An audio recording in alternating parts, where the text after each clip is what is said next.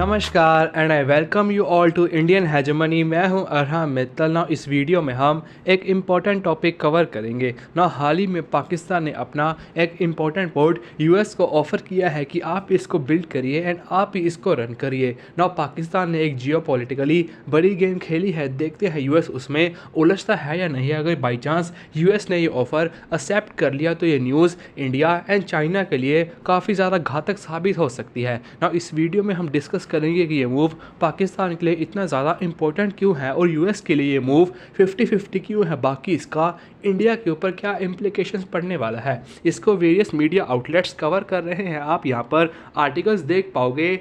Pakistan pitches port on Arabian sea to US, eye on minerals hub development. Same यहाँ पर Pakistan ask Trump to develop port on Arabian sea close to Iran Chabahar. तो exactly हुआ क्या है कि पाकिस्तान ने US के प्रेसिडेंट डोनाल्ड ट्रंप के सामने एक ऑफ़र रखा है कि अरेबियन सी में स्थित हमारा एक पोर्ट पासनी पोर्ट आप उसको लीजिए, बिल्ड कीजिए और आप ही उसको ऑपरेट करिए। तो पाकिस्तान ने यूएस के सामने एक बहुत ही ज़्यादा बड़ा इंपॉर्टेंट मूव रखा है। ये जो ऑफ़र है यूएस के लिए काफ़ी ज़्यादा बढ़िया भी रह सकता है, काफ़ी ज़्यादा घातक भी साबित हो सकता है। ना एग्जैक्टली ये पोर्ट पाकिस्तान के बलूचिस्तान एरिया के ग्वादर डिस्ट्रिक्ट में है और बताया जा रहा है कि इसकी वैल्यू बिलियंस ऑफ डॉलर्स में हो सकती है। अगर यूएस ने इस ऑफ़र को एक्सेप्ट भी किया तो पाकिस्तान के लिए एक काफ़ी बढ़िया न्यूज़ रह सकती है। ना हम बात करेंगे कि पाकिस्तान ने ये मूव करके अपने लिए क्या क्या बेनिफिट्स उठाए हैं। ना सबसे पहली बात, as you all no, China CPEC के थ्रू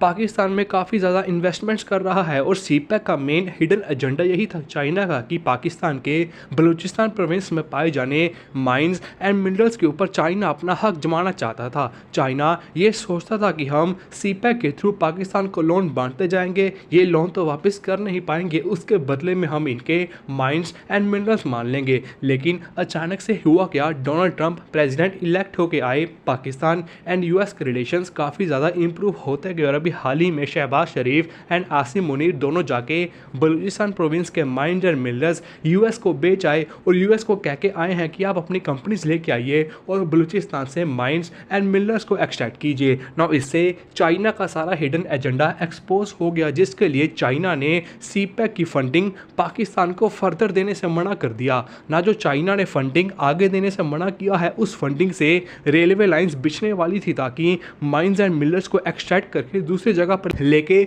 जाया जा सके।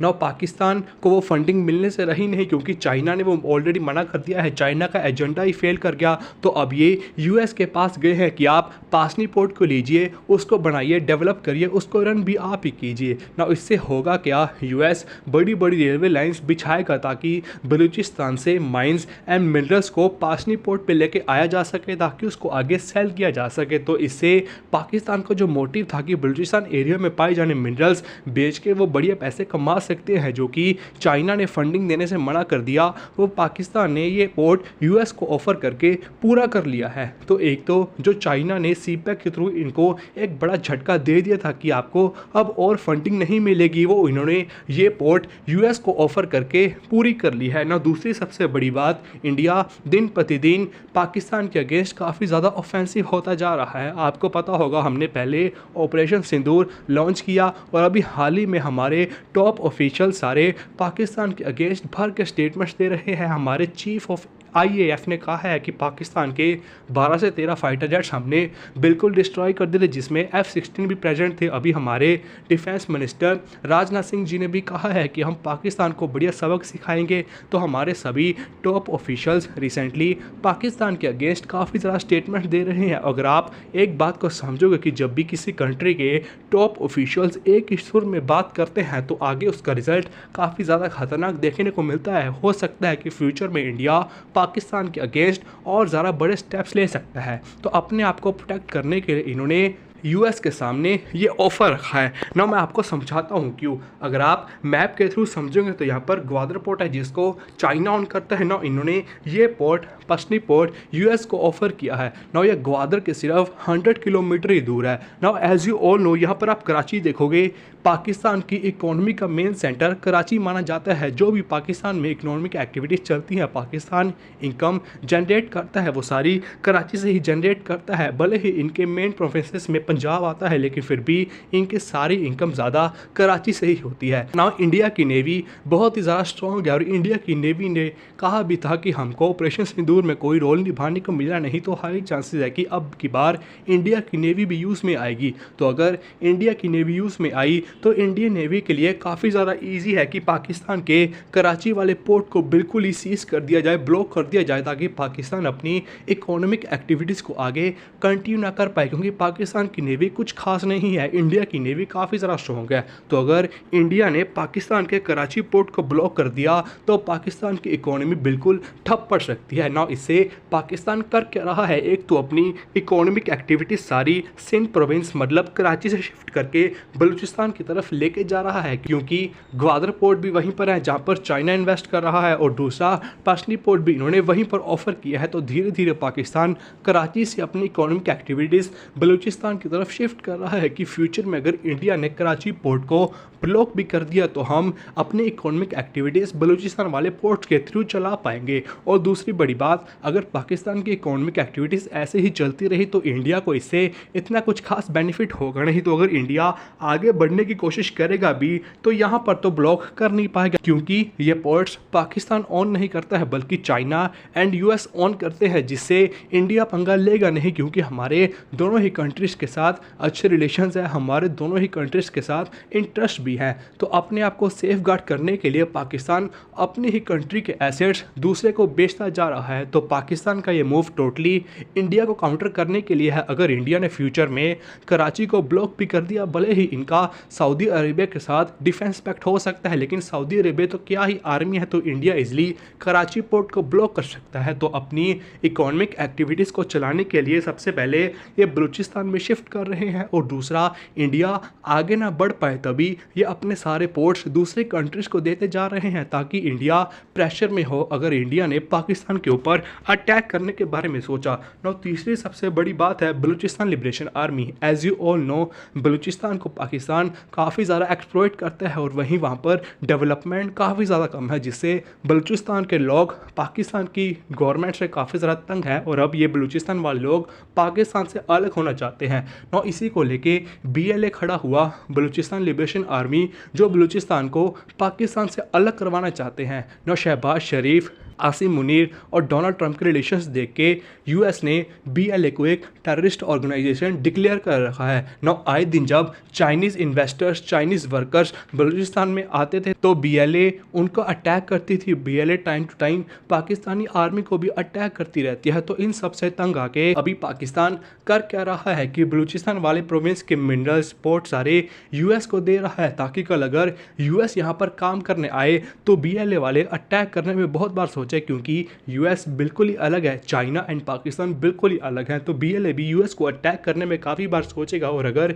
यूएसए पर अटैक हो भी गया तो यूएसए इसका काफ़ी ज़्यादा बड़ा बदला लेने वाला है। तो एक तरह से पाकिस्तान ने बड़ी गेम खेली है, चाइना को भी काउंटर किया, इंडिया को भी काउंटर किया और बलूचिस्तान में BLA को भी इस मूव से काउंटर किया है ना। अगर यूएस ये ऑफ़र को एक्सेप्ट करता है तो पाकिस्तान के लिए काफ़ी ज़्यादा बढ़िया रहने वाला है ना। हम यूएस के बारे में बात करते हैं कि यूएस के लिए ऑफ़र मिक्स सा क्यों रह सकता है ना। डोनाल्ड ट्रंप अगर इसको एक्सेप्ट करते हैं तो जियोपॉलिटिकली यूएस के लिए काफ़ी ज़्यादा बढ़िया रह सकता है, लेकिन डोनाल्ड ट्रंप है तो व्यापारी आदमी, बिजनेस पॉइंट ऑफ व्यू से उसका इतना ज़्यादा प्रॉफिट नहीं रहेगा। सबसे पहली बात, जियोपॉलिटिकली यूएस को बड़ा एडवांटेज मिल सकता है, क्योंकि पासनी पोर्ट ग्वादर पोर्ट से केवल 100 किलोमीटर के डिस्टेंस पर ही है। इससे यूएस चाइना की एक्टिविटीज़ पर रेगुलर चेक बना के रख सकता है एंड अरेबियन सी में भी अपनी प्रेजेंस काफ़ी ज़्यादा इंक्रीज़ कर सकता है। दूसरा, डोनाल्ड ट्रंप की एंटी इंडिया पॉलिसीज़ के चलते अब वो चाइना को काउंटर करने के लिए